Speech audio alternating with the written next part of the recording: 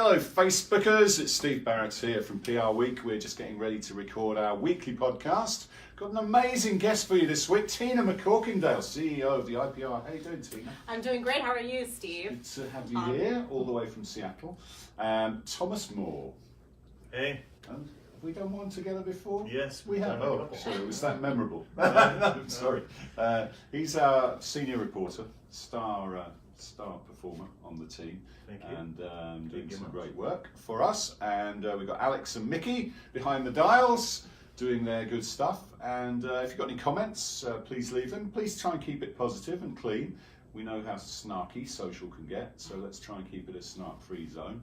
As my mum used to say, if you haven't got anything nice to say, don't say anything at all. We'll get going very shortly.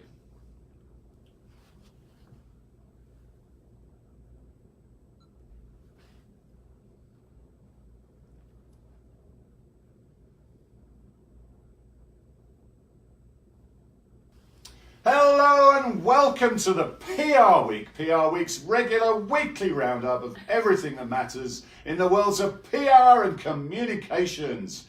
How excited are we this week? Another week in our terrific industry, and we're going to talk through the big events of the week with our fantastic guest, Tina McCorkindale, CEO of the Institute for Public Relations. Tina, how are you doing? I'm doing great, and I hope I can match your level of enthusiasm with that intro. I trail off. I start enthusiastic and I trail off throughout. But yeah, great to have you here, Tina. Tina's based in Seattle, so good to see her in New York, regular visitor. And Thomas Moore, senior reporter at PRWeek. Hey, Steve. How you doing? I'm doing very well, thank you.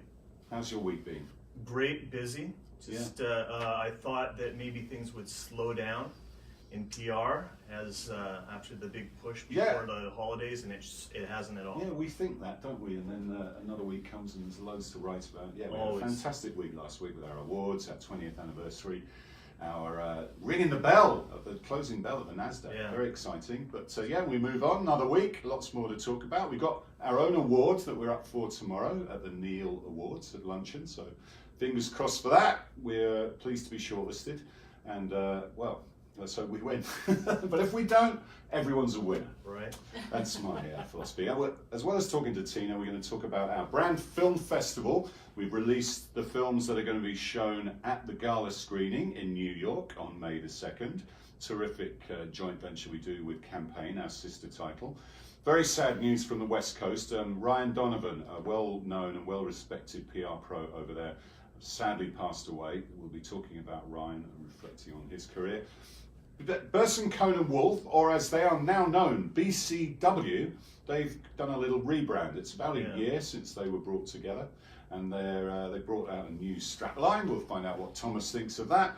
April Fool's Day, just around the corner on Monday. Don't we love those hilarious spoof stories that come out on April Fool's Day?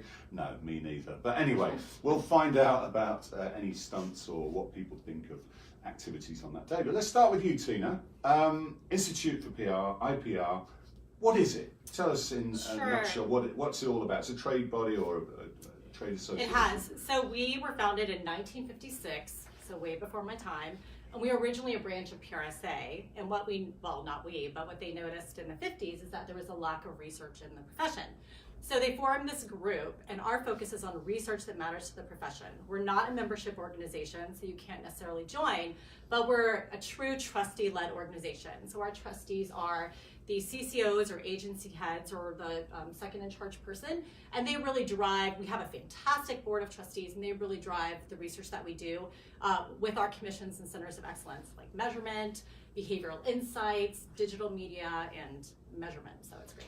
Yeah, important topics. Everyone talks about measurement, especially, don't they? That is the holy grail, really. Yes. And, yes. Are you involved with AMEC? Are you a part of it, which is the sort of global measurement Right, body, so AMEC's fantastic. It's a great industry partner, and with Jonna Burke on board, she's actually also a very close friend of mine that we do work Close and friend of support. PRWeek as well. She's fantastic. She's a really fun person too. Yeah. So She is. You were all at the awards. I saw you we partying were hanging out. last Yes. Thursday. Yeah. It was fun. So do you get, AMEC has this big conference every year, is it? They do. The Barcelona Principles kind of came out of AMEC conference, funnily enough, in Barcelona. What a yes, coincidence. crazy coincidence. The Code of Athens out of Athens. I know, it's crazy. Where are they doing their conference this year? They're doing it in Prague in May. And AMEC, they're also very Europe-centric, and so they're trying to be more global. I think maybe 70% of their membership organization are based in Europe. Okay, so will they come out with the Prague prognostications? I don't know, they could. Yeah, they could. The Prague principles, Probably, who knows? Probably won't, to be fair. Tell us a bit more about the IPR. I mean, I know you very well from your annual event in the fall, which gets a great group of people, that all the titans of the industry come to that, and you have a conference during the day where you go dive deeply into certain issues. Tell us a bit more about that and your other sort of regular annual events. Yeah, so we do a combination of releasing research, and all our research is available for free. We also have a weekly research letter. And so in addition to the research, we also have a couple conferences. In a couple weeks, we have a conference at Georgetown University, and it's called The Bridge. And that's where we're actually bringing practitioners and academics together. And in addition to the studies that we do, we have an annual awards and lecture. We typically have not necessarily someone in the industry, but maybe someone outside. So last year we had Cheryl Boone Isaacs, who was the head of the Academy Awards, or the Academy of Motion Picture. And so she was there for the Oscars So White sort of scandal, when, you know, all the nominations came out one year and they were all, you know, white people. Which finally this year changed, didn't it? We saw the fruits of that campaign kind of coming good this year. Yes. How do you make research and measurement? It could be, excuse my cough. I always get a cough when the podcast starts. Sorry about that. How do you make it not a totally dry subject? You know, how do you make it interesting and get everybody engaged with it? Yeah, you know, I think now with the sort of changes in the industry, measurement research is becoming more important, especially with sort of the competition for maybe some other departments. It's definitely getting easier and easier, but we as IPR, even though we've been around a really long time, we're still trying to build awareness for the work that we do, and to make sure that research isn't just something that you do, or measurement to prove your value, or be very looking back at what you accomplish with a campaign, but having it more to be like an end-to-end solution, incorporating everything you do. It just makes people smarter, and it makes people, we can't rely on our gut instincts to make decisions. We really need research-driven, measurement-driven, but based on insights and not just assumptions. Yeah, sure. Yeah. And one of the interesting pieces you did was with KPMG, and you teamed up with them to do a study on the gender gap in PR. Really interesting findings. Tell us a few of the top line findings from that. Sure. So we partnered with KPMG, and Rebecca Rickard and Megan Dubrowski were my co-authors, and they were really fantastic to work with. And it started out of a conversation when Chris Montero was the CCO there. And what we noticed is that some of the research, there was a study that looked at leadership in the field of PR. And it wasn't too much of an in-depth study, but it came out with a number that 75% of agency leaders were male. So we decided to really look at leadership in the field from a gender perspective. And we did 10 focus groups with both men and women, because we think the conversation so far has been maybe more women-centric, more women-driven, and we think it's a conversation that we need to have as a profession. And hopefully the work that we do isn't just for women, but also for people of color, LGBT, and other individuals who may not feel as included in their organization. And we just want to emphasize, it's not, inclusion doesn't mean exclusion. And so we came together, we did this research project, and this is part one. We're working on a survey now to launch in the field, but there were some really interesting findings, and we saw differences between men and women. Some of the things that really surprised us were, number one, not all females want to be CCOs. And I think that was a surprise for us, because my co-authors are very ambitious, and I'm very ambitious, and some people said it's just not for them. They see how hard CCOs work in our field, and they don't really want any part of that. They're right at the sharp end, aren't they? I mean, when a crisis hits, they are there, and you know, we've seen this with Pete Marino at Miller Coors, for example. Right, exactly. You know, they get literally getting public, not shaming on Twitter, but they're getting involved in public discussions. We saw it with Corey DeBrower when he was at Starbucks, and we've seen it with Jim Olsen when he was at United. So yeah, I guess it's not for everyone, is it? It's not for everyone. And I think both men and women said work-life fit. Well, I mean, people call it work-life balance. We call it work-life fit. Is a huge challenge for PR people as well, both for men and women. Like, how do you, one, have time for any personal time or even family time, and even people, who may not have families. It's still really challenging. You feel like you're always on. So if you are Corey DeBroa when he was at Starbucks or Google or Salesforce, how do you try to fit that in? It is difficult. It is difficult. What about this agency thing? Yeah, 75% of people in PR are women, but the leadership is not 75% female. I think it's improved. It is certainly improving. has since I've been doing the job 9 years, and I've seen many more female leaders, and you have leaders like Melissa Wagner-Zorkin and Marjorie Krause, Yes. Kathy Bloomgarden, Yes. great PR pros, been around. Fantastic. Yes. Gail for a Hyman, while. our PR Pro of the Year, Exactly, incredibly yes. inspiring people. So there are a lot of leaders, There Barry are. Rafferty, Karen Van Bergen, Donna Imperato. So, actually, it feels like it's changing. Is it Yes. going fast enough? I think it's changing in some organizations and probably agencies, but it's not necessarily that way even in corporate. And it definitely is a challenge. And even I was talking to a chief diversity officer in a company that shall be nameless. Oh, come on. I tell can us. name it. And she was telling me about all these great things that her company was doing, and in diversity and inclusion. And then I stopped her and I was like, yes, but your board is 11 out of 12 are Caucasian men. Yeah. And she's like, oh, well, we're working on it, and we just added a female. And I was like, okay, well, when there's a great study by Boston Consulting Group that puts people, whether they're people of color or LGBT or women, and they ask them about the markers of inclusion and what makes the difference. And most of them said in their top 10 were that you have to have role models in leadership. So, whether people are actually doing it rather than saying it, that's a different story. But it definitely is getting better. But hopefully that this will help. And one other area we found was just policies. Policies, these are very easy things that people can fix. Pay gap is very easy to fix. Policies. So maternity policies, paternity policies. So if you some places didn't have any paternity policies. So you can't have this egalitarian philosophy unless you give both men and women sort of these opportunities. So. Yeah. Actually, our PRWeek salary survey is coming out early next week, and that shows some interesting trends. Obviously, the gender pay gap is a big issue in that. It shows that it is finally moving. The needle is moving a little bit because it's been egregious. Yes. Where the findings of that survey are unbelievable. It is moving. There's still a long way to go, but on the salary gap, there is a little bit of movement. So that's good to see. Our sister title campaign did an interesting survey this week where they asked every agency for their terms and conditions. It's funny how many agencies were a little bit loath to give them.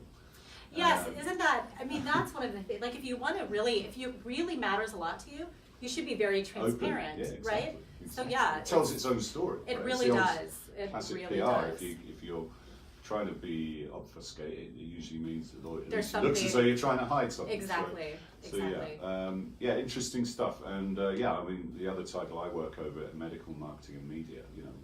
Went to a conference last year. I think I mentioned it before, the JP Morgan Healthcare Conference. There were more speakers called Mike than there were women speakers, and walking around the hotel where it was just a sea of middle-aged white guys. It was incredible. So I think the PR industry's kind of further ahead than that one. Yeah, but still, we shouldn't be complacent about it.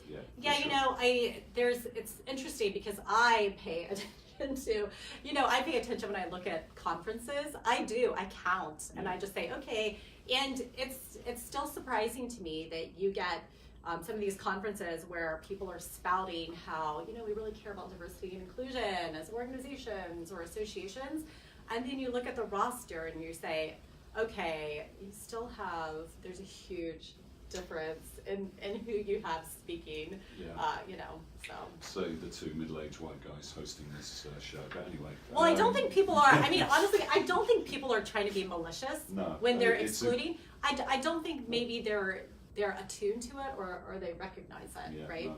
Or just you have to be so conscientious about it. And we try to do the same thing where, even today I sent an email and I was like, okay, this is a panel, we need a speaker. We have to make sure this is balanced, to fit our audience. Yeah, I think it's incumbent upon all of us, and in the faces you see in a magazine or in a website or the people you talk to, you've got to encourage that diversity, and you have programs, and we try to do our bit, but we've all got a lot to do. Very quickly, you've got a new study, fake We news. do. Quick highlights, exclusives for PR Week listeners. Yes. So we just got the data back and we haven't released it, but it's a fantastic study. Not that I'm biased, but what we did is Even that though you say so. we partnered with Morning Consult and we asked questions about how much do you trust the following sources to give you accurate information, and we listed everything from politicians to government, and we threw in the mix, and this is the general public relations practitioners, marketing and advertisers, journalists, and Journalists came out top, obviously. they actually did. Oh, wow. There you go, Thomas. They did. It was, and then we also asked They don't how know us, obviously. we also asked how responsible are these groups or individuals for spreading misinformation, and who should do something about it. So, some of the top line results. If you need to read more, you have to get the full study. But journalists definitely, as far as trust, 45% said that they did trust journalists to some extent. Now, we are going to, when we release the study, break it down by political affiliation, because there are differences with that. There are people who don't quite agree with that. Okay, so you want to hear Some PR? in quite high places. Well, here's PR. Okay. We also asked about CEOs and companies. So PR professionals, 26%. But we weren't as low as CEOs. Only 22% of people trusted to some extent CEOs. Interesting. And marketing advertising were 20%. Okay. Did you do politicians in there? We did. And were they We did. even lower? So the most trustworthy source for providing Americans with news or information, family, 31% trust a lot. People you know. Yes. Yeah, that makes Number sense. 2, President Barack Obama Okay. was 25%, and then people like me, which is 23%. People like and me. that was, we did people like me and people not like me. But who is to blame for spreading disinformation? The top was fake social media accounts, was 55%, a lot. And then politicians were 45%, and then under that was Donald Trump, President Trump at 40%. And people also said that 38% said they don't believe he's doing a very good job at combating disinformation. And we're going to break that down because obviously people, and Morning Consult has a great demographic spread. Yeah, they're an interesting company. We've had them on the show, actually. Yes, It was a really interesting show. Yeah, but one thing Donald Trump does do is he communicates incredibly well to his core through Twitter. And, it's an incredibly effective for his core. It's maybe not going to engage the whole population or the whole US population, but he does it. I feel like it does because everyone talks about his but, tweets all the time. Whether they listen to him is a different story. Well, they listen, but his core laps it up. Yes. He knows that. So Yes. yeah. Definitely. That's interesting stuff. Who knew research could be so interesting. much fun? Tina? Research is Thank the you best. for bringing it The to best. life for us. You're amazing. Let's move on to another amazing person. It's Thomas Moore. Hello, Thomas. Hey. Talk to me about the Brand Film Festival. I think it's May 2nd. It's up on the website. Someone wants to see the short list. Haley Media Center, Yes. New York City. Exactly. That's where the action is. And we've got a beautiful workshop sessions in the afternoon, which really great lineup of speakers. You can check them out on the website. Yeah, it's the 4th annual one. And I don't know if you remember this, but the last year's Brand Film Festival was the first PRWeek event that I ever attended.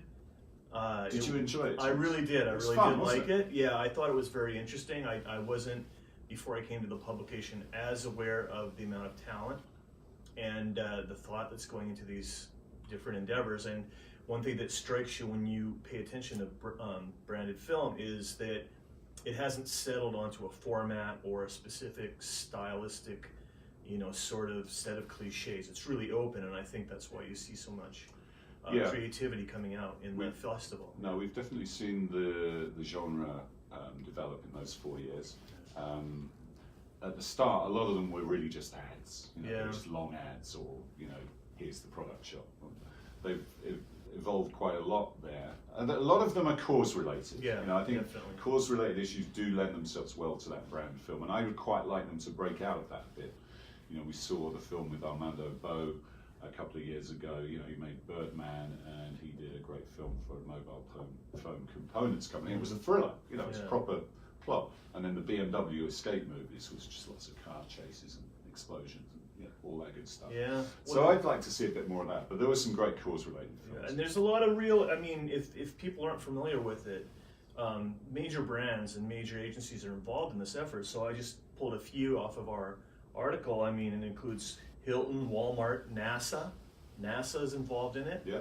I mean, Well, they've got some great content, Wu-Tang, Google, Facebook, some amazing names. So I think if people really want to see some really top-level creativity in that space, they need to sign up. RZA from Wu-Tang Clan was involved in one of last year's films. Did you true. like that, Tom? So getting down with the kids. You thought my hand had gone shaking. That was excellent. He was involved with the Chipotle film last year, and he's involved in another one Yeah. this year. So we tried to get him as a guest, but he asked too much money, frankly. So RZA, if you're out there, come and be a guest. I know you like chess, so if you do come and play, I'll give you a game. And if you beat me, we will donate some money to charity. How about that? That's a good. How could he resist? Yeah. Okay. Now, some sad news. Yeah. Tech PR community on the West Coast is mourning Ryan Donovan. Very well known, very well loved PR pro over there. Worked for a lot of different companies and agencies. He's very well known for Text 100 and the Next 15 family, SanDisk, Visa. So very sad news, Thomas. It is. Yeah, I mean, he was a young man, 53, passed away in his home in May. Or he would have turned 53 in May, apologies, but he passed away in his home at Napa. And like you were saying, he was really instrumental in the tech PR sector. And you mentioned just a few of the companies, Sitecore, Visa, SanDisk, HP, I mean, really top level names in technology. And he had been most recently the head of the office of Ritter Finn in San Francisco. But he was also at Ketchum, and before that, like you mentioned, he was at Text 100 and had been there for, I think, just a little over 4 years. So, I mean, it's such a people business. And it is. When you read some of the messages that people have to say about the man, it's clear that in a people business, he stood out. Yeah, well loved as a mentor, as a colleague. Check out LinkedIn and check out the comments on our article, but also just generally, Amar Hines posted something nice about Ryan. So our thoughts with his family, friends, and colleagues. Very sad news. Let's talk about BCW, Yes. as we shall now call them. It's no longer Burson Conan Wolf. Interesting this, because I went to see Donna in Imperato the other day. We're doing our agency business report, so I was interviewing her for that. Comes out later in April.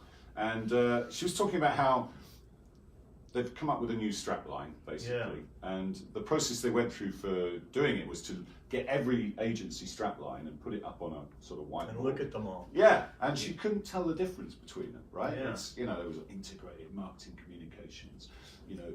The same words kept cropping up. And she even said she couldn't necessarily tell what was the Burson, Marsteller, and Conan Wolf strap lines, in this mishmash. Yeah. So tell us about what they've done. They come up with a new strap line. It's a new phrase for me. I'd always heard tagline before, from the UK. It's the English words. Same thing. Okay. Same thing, mate. Well, their new Two one nations divided by a separate, the same language, common language. Moving people is their new strapline or tagline. Moving people, and like you said, they had audited a whole series of taglines from other PR companies and just couldn't tell the difference. And actually, she even went to the point of saying they were just meaningless phrases. And they rolled out the new tagline on Medium and a YouTube video on Wednesday of last week, I believe it was. Yeah. No, and it was this week. Oh, okay. Yeah. Apologies. Yeah, yesterday. And so I just think it's really interesting because we talked about this amongst ourselves, and in addition to also noting that many of the phrases are meaningless and wondering how this new one fits into that universe, is why do PR companies even need a tagline? What purpose do they solve? What do they do for them?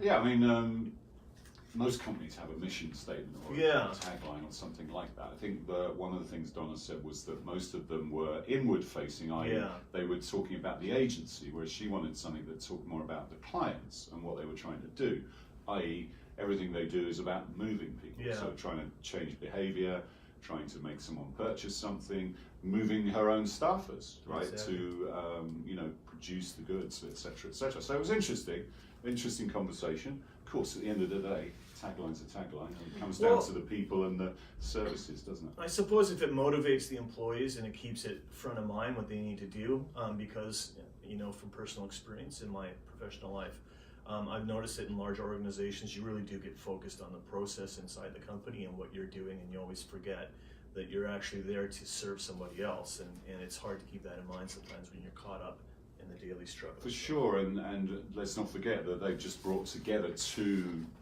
totally different companies. They're in the same holding company, but they've actually moved in last week. They moved in the same office. So Burson, Cohen & Wolf, they're all together now. They're all trading under the same name from Jan 1. It's all one P&L, one balance sheet. So bringing those two cultures together, you know, is an interesting process, and you can read more about that in the PRWeek Agency Business Report out later in April. So they literally were moving people. They were. You see what they did there, Thomas. Yeah. Eh? You got any thoughts on that, Tina? You've judged the PR agency categories at the awards before, so you've dug deep. You know all the senior people. You know, what's your view on agency branding in this modern day and age when it's very difficult to say what is a PR agency, what's an advertising agency? Yeah, I think the important thing is that whatever the tagline is, it just has to be. It has to be embraced. It has to be just fully integrated into the agency, everything they do, both clients and internal. Because if you switch strategies or you switch down the road, it makes you seem waffly. So whatever the tagline may be, it has to be lived and breathed by every single person in that agency. And we even see that with some of the judging, whether something feels inconsistent or consistent, and whether you really feel it coming together. So. Yeah, and you get a sense that with them coming together like that, with them working together with a new name, with a new tagline, that this year you'll begin to see the personality of BCW rather than last year when it was really still kind of two separate agencies. Well, they were still bringing them together, and that's natural. That kind of would happen with any two companies. It's a big challenge. Especially of those size. That's It's right. a nearly $700 million firm. So it's very difficult. Interesting to see how that one plays out. Let's finish on April Fool's Day, which is on Monday, I believe. Now, we all love those hilarious spoofs, don't we, where we wake up and see these stories and think, it's an April Fool's joke. How does that play into PR and PR stunts? Well, as you know, stunts are a well-loved and familiar tactic. I mean, even not on April Fool's Days. We remember that big, huge fake press release that Wendy's put out that actually some journalists picked up and thought was real. So it's not... that wasn't on April Fool's Day. No, it wasn't, but it's this kind of the theme, the idea that you're out there to trick someone, Spoofs. garner some attention. I've received at least one or two fake press releases so far leading up to this date. So we're doing a poll, and we're trying to see if people, if PR practitioners think that it's a good idea. And so we've got some preliminary results. 44% of the people said it's always been done, and they just don't think it's a creative idea, it's kind of dumb. 23% said that's fine, just get ready for the blowback, because inevitably, if you're successful, you're gonna upset some people. 18% say go ahead, this is a good idea, people will get what you're doing and they'll buy in. And 15%, so the 15% cynics, probably they should send me an email and we can meet for drinks. That was the PRWeek stuff, was it? Yeah, well, they were like, I didn't respond because I don't want to Steve. skew anything that we're doing on our website, but they said that it's a especially silly thing to do in the era of fake news. So I know that wasn't in your survey, but now maybe you can add it to your results. Yeah, I do remember one year at Cannes where some brand decided it would be a good idea. Bearing in mind, this is a year after there was a terrorist bombing in Nice, truck bombing. They thought it would be a good idea to do a spoof invasion of the beach by some people. And they thought that was a good idea. And you were like, what sort of moronic brains came up with that idea and approved it? You know, they were lucky they weren't shot by the police, right, as they stormed the beach. So these things can go wrong, can't they, Tina? What's your view on them? I don't like them. I feel that sometimes because I think sometimes people think it's real and they may not get the message it's not real. So when IHOP did the IHOP, I don't know if that was April Fool's. But AHM people were like, wait, burgers? And it confused people. There's probably still people out there who don't know that they've changed the name. They won a PRWeek award last week. You know, I mean, Yes, it got tons of traction, Yeah. but then does it dilute the brand? And if your whole goal is like loyalty and relationships, I think if you do it clever and people know it's a huge joke, haha, you can laugh and stuff. But I'm not a huge fan of April Fools. So No, it's you can't really think of classic ones that you still remember and quote, can you? A lot of them are a bit lame, aren't they? So. Well, because there's so many and so many people are trying to do it. Yeah. You know, I think there's probably a feeling that people want to do something like this because there's always the push to be edgy and to stand out from the crowd, and so there's some value to that and to encourage that kind of thinking. But I think like any other sort of movement in PR, and if you think about taking a stance for corporations taking a stance, it has to come from the core of the brand and what you're doing. And when it doesn't, that's when you're in the danger area and you're trying to push it to get a result, and you might go too far because you're not reading. I think if it's natural and it works, maybe.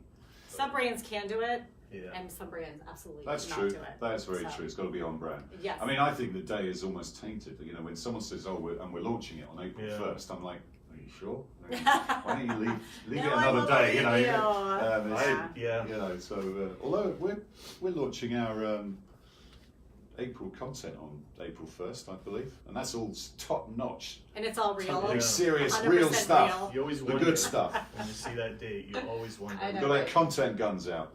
Yeah, all right, great stuff. Thanks, Tina. It's been a lot of fun Yeah, chatting thanks to for you. having Thanks me. for I coming on the appreciate show. Look forward to seeing you again on your regular visits to New York and at your IPR events. And thank you, Thomas. Thank you for having Pleasure me again. to do this with you. We should do it again sometime. Definitely. Let's make it a date. Okay. We sit opposite each other every day, so you know. Just set up Let's the bottle that microphones. magic, that dad joke magic. Oh. No, maybe not. Spare the listeners that. A couple of customer services announcements. We've got our Brand Film Festival, as Thomas mentioned, May the 2nd, Paley Media Centre. It's going to be a great night. Really good fun. It's always a great evening, so do get your tickets. That's a joint venture with Campaign, by the way, if I didn't mention that earlier. Our sister title. And our Global Awards, they're in London on May the 21st. The shortlists are out for that now, I think. And yeah, they are, definitely. So many awards. I don't So know. many. But that's a great program, and tickets are selling well. So May the 21st in London. Looking forward to that one. But that's all we've got time for. We'll see you next time on the PR Week.